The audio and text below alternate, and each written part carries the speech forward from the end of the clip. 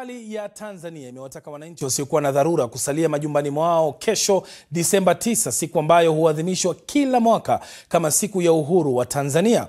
Kauli hiyo imetolewa leo na Waziri Mkuu Mwigulu Nchemba kufuatia kuibuka kwa taarifa za wito wa maandamano unaosambaa kupitia mitandao ya kijamii, hatua iliyoifanya serikali kuongeza tahadhari kuelekea siku hiyo muhimu ya kitaifa.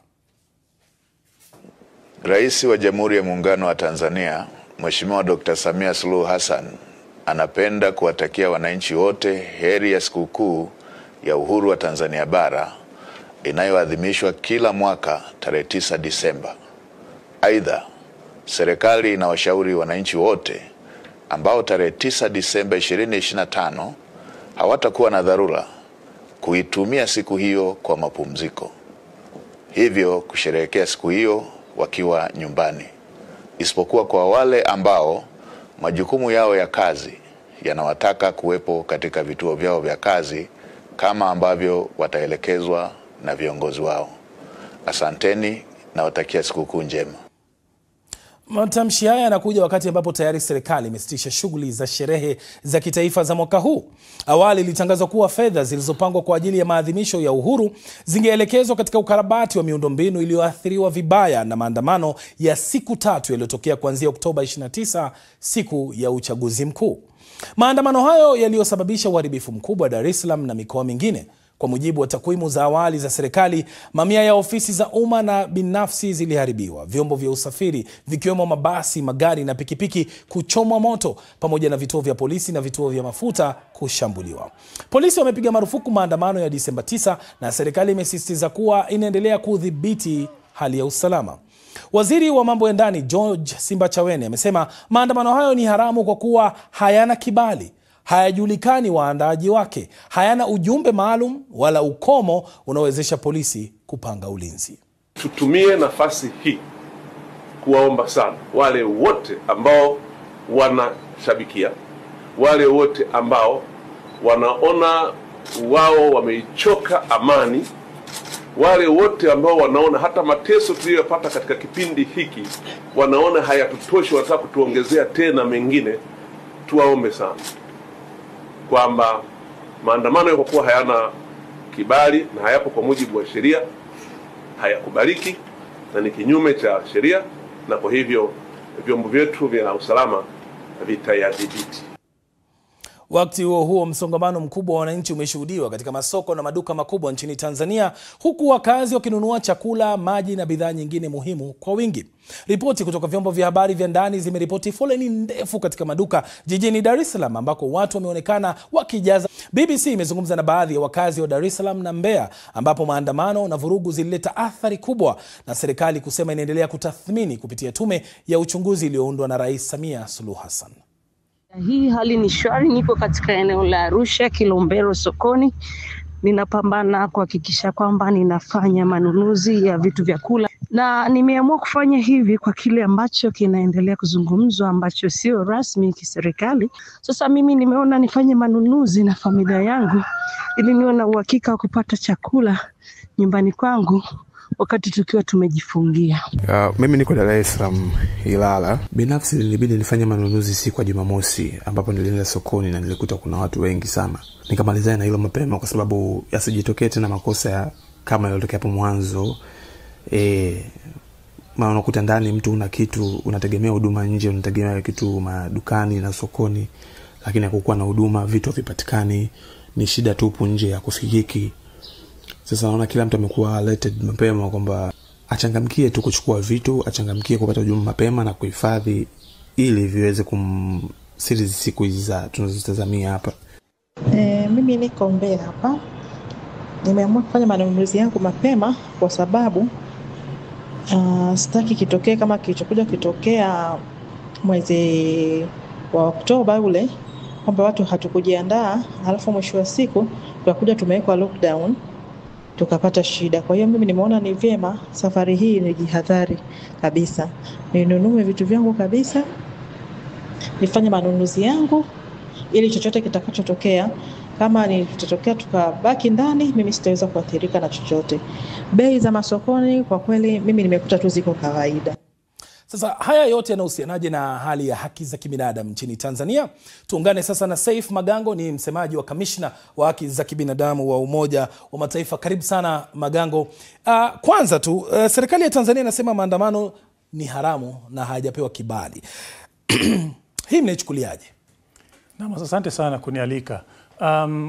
Maandamano hawezi kuwa kinyume na sheria. Katika haki za kibinadamu, katika sheria na kanuni za haki za binadamu, serikali lazima iambiwe tu kwamba maandamano yatatokea siku fulani, na ni kujulishwa tu, sio kuomba ruhusa. Wajulishwe na wanapopata hiyo taarifa wawape waandamanaji ulinzi na katika barabara ili waweze kuandamana kwa amani kama ilivyo haki yao. Naam, tuzungumzie kidogo maandamano yatakayofanyika kesho iwapo yatatokea. Serikali inapaswa kufanya nini ili kuhakikisha kwamba haki za kibinadamu bado zinadumishwa? La kwanza ni kuhakikisha kwamba hakuna mtu hata yoyote, hata mmoja ambaye anauawa katika hayo maandamano. Utakumbuka baada ya uchaguzi wa tarehe 29 mwezi Oktoba, mamia ya watu wameuawa na wengine kupelekwa na kuwekwa vizuizini kiholela. Na mpaka wa leo, wiki 5 zimepita na serikali haijakiri ni watu wangapi waliuawa, lakini imeweza kukiri watu ni mali gani iliharibiwa. Na kwa hiyo kwanza serikali hakikisha kwamba vyombo vya dola na vyombo vya ulinzi na havitumii nguvu kuzidi kiasi, ikiwemo pia nguvu inayoweza kusababisha kifo. Na pia isiwachukue watu ambao wanaandamana kuwapeleka na kuwapoteza kama ilivyokuwa mbeleni na kuweka katika vizuizini bila kufuata masharti yanayofaa katika kanuni za haki za binadamu. Turudi nyuma kidogo, Saif Magango. Matukio ya Oktoba 29, kama wiki 5 hivi zimepita tangu wakati huo. Je, nyinyi kama afisi ya haki za kibinadamu ya Umoja wa Mataifa umepata ripoti kamili ya kile kilichotokea kutoka kwa serikali ya Tanzania kuhusiana na mauaji, watu kuumia, watu kutoweka tangu Oktoba 29? Naam, hatujapata taarifa ya rasmi kutoka serikali, na ndio sababu tunaisihi serikali ifanye juu chini iwezekane kufanyika uchunguzi wa haki na ambao ni bainifu, ili ijulishe watu nini kilichotokea na watu walikufa kwa sababu gani. Tunajua kwamba serikali imeunda kamati ya kuangazia suala hili, na tunachowasihi ni kwamba hii serikali isiingiliwe kisiasa, hii kamati isiingiliwe kisiasa, ili iweze kufanya kazi kama ipasavyo katika hali ya uhuru, na pia iweze kufanya kazi yake kama inavyofaa bila kuingiliwa kisiasa na vyombo vya dola. Na swali ambalo Watanzania wanajiuliza ni je, tume hii ambayo imebuniwa ya Oktoba 29, je, juhudi hizi zinaridhisha inapohusu masuala ya haki za kibinadamu? Kwa kweli serikali ndio ina jukumu la kwanza la mbele kuhakikisha kwamba uchunguzi unafanyika na kuelezea watu nini, sababu gani watu waliuawa na ni wangapi, kwa kuwa familia zao zinawatafuta na haziwapati. Inaposhindikana, wakati serikali inaposhindwa kufanya uchunguzi huo, ndio vyombo vingine vya kimataifa vinavyoweza kuingilia. Lakini wakati huu tuna imani kwamba serikali ya Tanzania na vyombo vyake vya serikali ikiwemo vyombo vya justice system vinaweza kuangalia na pia vifanye uchunguzi na haki ipatikane. Naam, kwa mtizamo wako, wakati kesho wananchi wanajiandaa labda kwenda kufanya maandamano, nini ambacho lazima kifanywe ili kuhakikisha kwamba maisha yanalindwa na kwamba haki zinadumishwa? Kwanza, wakijiandaa serikali na vyombo vya usalama wahakikishe kwamba watu hawauawi, wasitumie bunduki na risasi kuua watu. Na kwa kuwa kilichotokea Oktoba 29, walijitokeza na risasi, na ukipiga mtu risasi lazima atauawa ama atajeruhiwa vibaya. Pia walinde waandamanaji. Serikali ifanye kazi, polisi ifanye kazi ya kulinda waandamanaji, wala sio kuwapiga. Kwa kuwa unajua kinachotokea wakianza kuwapiga ndio utaona vurugu na mambo yakaribika zaidi. Shukrani sana Saif Magango kwa tathmini hiyo ya kina.